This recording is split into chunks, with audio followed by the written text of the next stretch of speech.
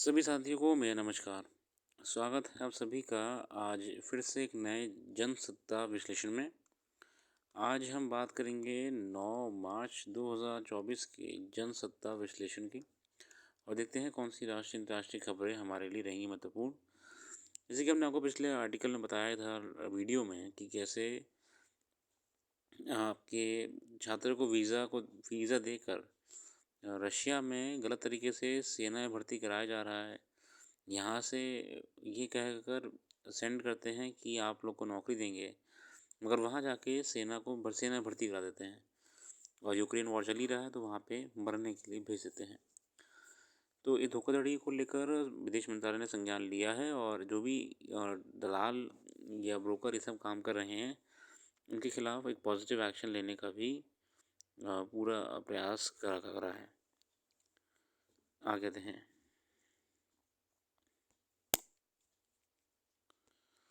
बाकी हाल ही में national creator awards शुरू करे थे हमारे प्रधानमंत्री मोदी जी ने। और क्रिएटर अवार्ड्स में बहुत सारे क्रिएटर्स को बुलाया गया था, उनको अवार्ड दिया गया था क्योंकि वो भी कंट्रीब्यूट कर रहे हैं इस देश को और एक नेशनल इंटरनेशनल लेवल पे रिप्रेजेंट करने के लिए। ये आर्टिकल हमारे सामने है, आर्थिक विकास में समान भागीदारी। पिछले कुछ वर्षों में देश दुनिया में व्यापक सामाजिक आर्थिक परिवर्तन हुए हैं। पूरे विश्व में शिक्षा, स्वास्थ्य, प्रौद्योगिकी क्षेत्रों में हुई उन्नति, नवीन कौशल और डिजिटल क्रांति ने जन जीवन को आसान बनाया है। प्राथमिक से लेकर उच्च शिक्षा तक गुणात्मक सुधार आया और सामाजिक सेवाओं ने उन लोगों की बहुत बड़ी है। आर्थिक विकास के चलते समाज के अनेक समुदायों वर्गों के जीवन में बेहतरी आई है। करोड़ों लोग बहुआयामी गरीबी से बाहर निकले हैं। भारत में लैंगिक असमानता दुनिया के कई देशों को अपेक्षा ज़्यादा है।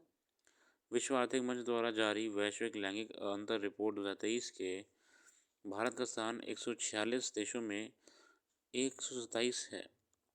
भारत के कामकाजी क्षेत्रों और शीर्ष पदों पर लैंगिक असमानता का अंदाज इससे भी लगाया जा सकता है कि संसद में महिलाओं की भागीदारी महज 14.72% है। हालांकि स्थानीय शासन में यह भागीदारी 44.4% है। ऑक्सफैम ने टाइम टू केयर नामक अपनी रिपोर्ट में भारत में आर्थिक असमानता को लेकर चिंता व्यक्त की है। अगर विकास कार्यक्रम से जुड़े कार्यों की तुलना की जाए तो इनमें महिलाओं की भागीदारी 72% है। पुरुषों की अपेक्षा महिलाएं 28% कम उपलब्धियां हासिल कर पा रही हैं।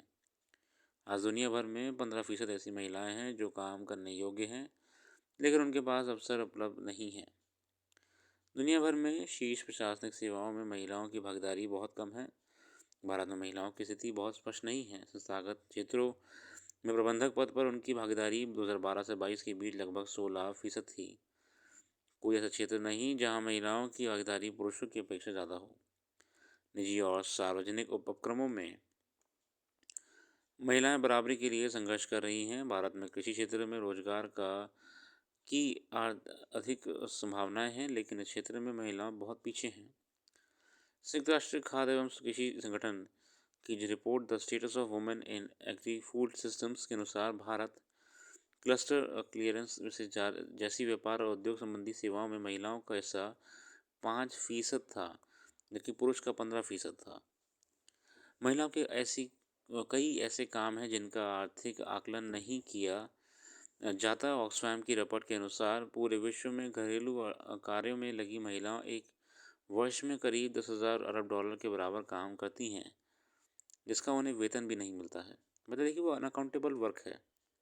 इसलिए में ज़रूरत है कि वुमेन को आपकी वर्क फोर्स में और साथ में जितना भी कंट्रीब्यूशन है उसकी अगर इकोनॉमिकल वैल्यू अगर नहीं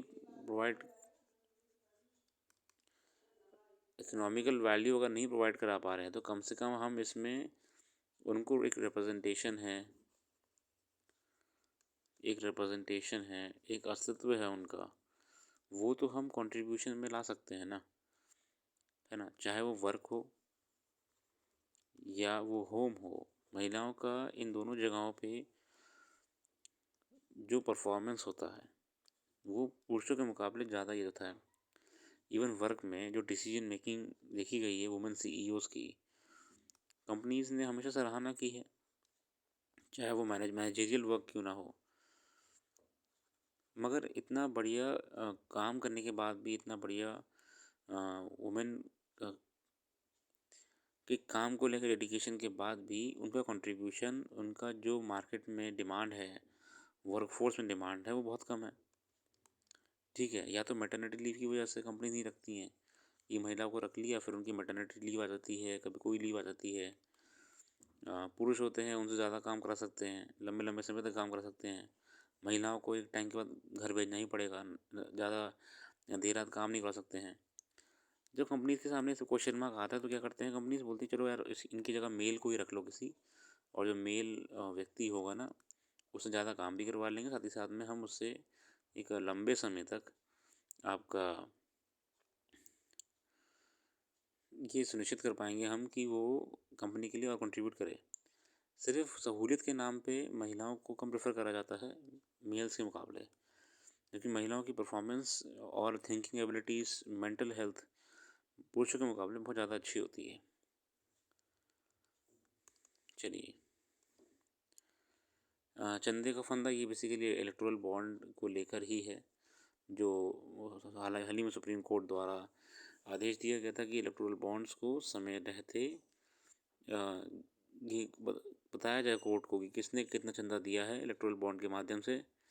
सरकार ने जो ये योजना बनाई थी 2018 में शुरू की थी, इस योजना के अंतर्गत किसी को भी नाम डिस्क्लोज करने की ज़रूरत नहीं है कि वो कितना चंदा सरकार को दे रहा है। आगे देते हैं। उत्सव में लापरवाही, राजस्थान के कोटा जिले में महाशिवरात्रि उत्सव की लापरवाही भारी पड़ी है और उसकी कीमत 15 बच्चों सहित कई लोगों को चुकानी पड़ी। खबर के मुताबिक इस अवसर पर निकाली गई शिव बारात में शामिल एक बच्चे के हाथ में एक लंबा झंडा था, जो ऊपर से गुजर रहे उच्च क्षमता की तार से छू गया और उसमें करंट फैल गया। उसकी चपेट में कई बच्चे को और अन्य लोग आ गए। सामान्य तौर पर इस चूक की वजह से हुआ हादसा माना जाएगा, मगर सच ये है कि इसके जिम्मेदार आयोजक और स्थानीय प्रशासन है। सवाल है कि इस उत्सव के आयोजक का क्या वहाँ होने वाले जमावड़े और गतिविधियों का अंदाज़ा नहीं था। जिन लाखों शिव बारात में शामिल लोग और बच्चे ऊंचे झंडे लेकर गुजर रहे थे, उसमें आयोजकों की ये सुनिश्चित करना जरूरी था कि वहाँ पे उच्च क्षमता वाले तार हैं, और वो मतलब या तो उन्हें बंद करा दिया जाए, ठीक है, या फिर झंडों की हाइट है ये तय कर ली जाए, ये पंडाल की हाइट है या जो झंडों की हाइट है वो नीची हो।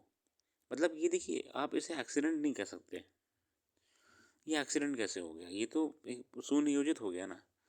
जो भी ऑर्गेनाइजर्स होते हैं, जो ये ऑर्गेनाइज करते हैं, ऐसे इवेंट्स करते हैं, इन लोग को ये हमेशा ध्यान रखना चाहिए कि अगर किसी भी प्रकार का, ऑब्वियस सी बात है, गलियों से आप बारात निकाल रहे हो तो वहाँ पे लाइंस तो जा ही रही होंगी ना, बिजली के तार जो होते हैं आपके। तो या तो आप ये तय कर लो कि हाइट जो होती है वो कम ही रहे, कि छुए ना तारों को, और ये भी तय है कि लोग खड़े ज़रूर होंगे उस पे झंडा लेके बड़े बड़े। तो ये सब तो प्लानिंग होती है ना, इसमें प्रशासन को भी जिम्मेदार ठहराना चाहिए, साथ ही साथ में जो इवेंट ऑर्गेनाइजर्स होते हैं, इनको भी अकाउंटेबल रखना चाहिए। अब देखिए, जरा सी घटना की वजह से कितने लोग की मृत्यु हो गई है ना, कितने लोग करंट लग गया होगा, कितने लोग को ये जख्म पहुंचा होगा करंट के बाद। आगे देते हैं, बाकी अध्ययन आप भी कर लीजिएगा, मैं इसमें से क्विक एनालिसिस में इतना ही बताऊँगा। अच्छी तरह रखते हैं, अपना कीमती समय देने के लिए बहुत बहुत धन्यवाद। आपका दिन शुभ हो।